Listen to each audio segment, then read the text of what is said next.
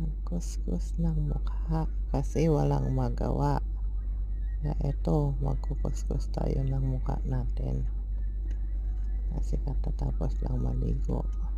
Ayan. Kukuskusin ang mukha at maglalagay ng sunblock kasi mainit dito. Ayan. Sunblock din pag may time.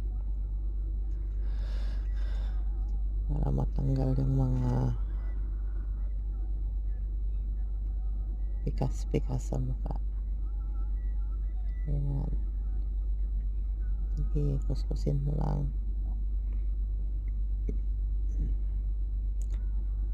First time mo bang magkaskas ng mukha mo sa mahabang panahon? Ayan ang ginagawa.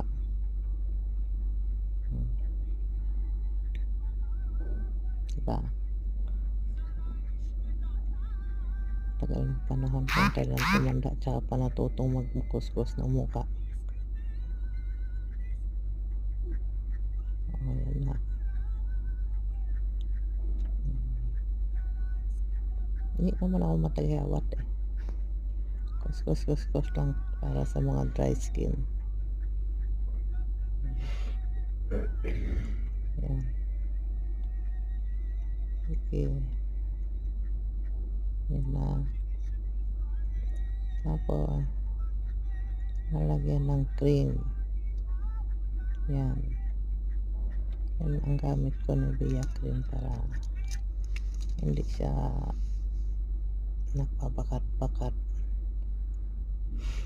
Para yan sa ma-oily ang mukha. Nalagyan ng ganyan para hindi siya nagda-dry.